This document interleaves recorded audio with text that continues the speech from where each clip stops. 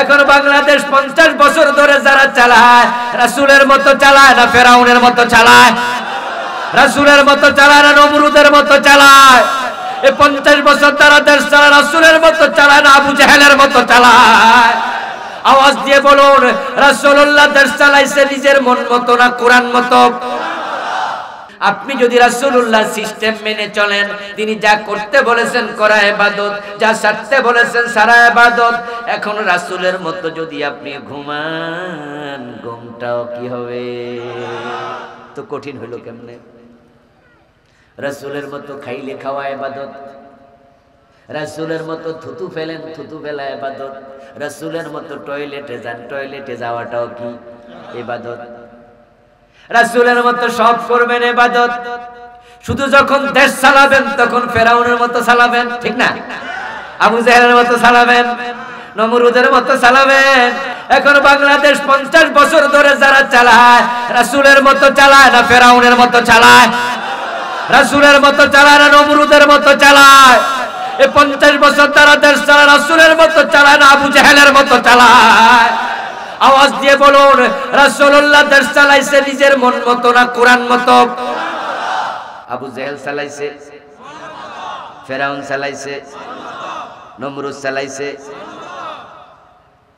এখন আপনি মনে মনে কষ্ট নিবেন, হুজুর আমারে তো ফেরাউনের লগে তুলনা করছে, তা আপনার কাম এমন, আমি রাসূলের সাথে তুলনা করি কেমনে? কামে তো মিলে না।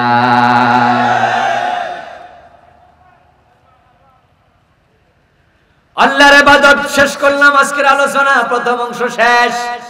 ইবাদত বুঝে এবার বাড়ি যান। আপনার ঘুম, আপনার খাওয়া, আপনার জাগা, আপনার চিন্তা চেতনা, চলন বলন, কথন লিখন, শয়ন জাগরণ, এভরিহোয়ার আল্লাহর গোলামীর সীমানা থাকতে হবে।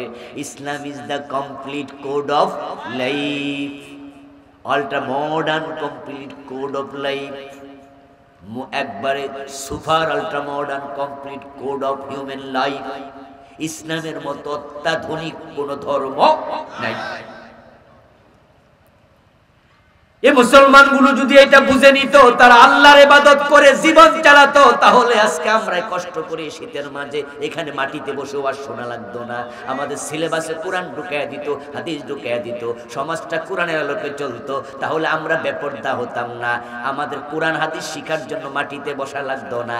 আমাদের এমএ পাস, বিএ পাস, দাখিল পাস, মেট্রিক পাস যারাই হতো, তারা সবাই কম বেশি কোরআন জানতই। এই সমাজটা কোরআনের আলোকে না সাজানোর কারণে আমরা আলেম ওলামারা পর্যন্ত এখন চোখের হেফাজত করতে পারি না। এখন রাসূল ইসলামী রাষ্ট্র কায়েম করছে, রাসূল নামাজ পড়ছে, রাসূল রোজা রাখছে, এখন রোজাটা ইবাদত হয়েছে, নামাজটাও ইবাদত হয়েছে, কিন্তু ইসলামী রাষ্ট্র যে রাসূল কায়েম করছে এটা সব মুসলমানের কাছে এখনো ইবাদত হইতে পারে নাই। এটা নাকি রাজনীতি হইছে। কথা বোঝেন? রাসূল যেমনে নামাজ পড়ছে, কয়টা ইবাদত ওইভাবে পড়েন। এই জন্য দেখবেন আমাদের দেশে কিছু হুজুর হাত বাঁধবে কোথায়, নাবির নিচে না নাবির উপরে, তা নিয়ে রীতিমতো ঝগড়া শুরু করে, ঠিক না? আমিন জোরে বলবে না আস্তে বলবে, তা নিয়ে ঝগড়া শুরু করে। ওই রাসূল 10 বছর রাষ্ট্র চালাইছে কোরআন দিয়া, ওই সুন্নাহ তোমাদের খুঁজে পাওয়া যায় না।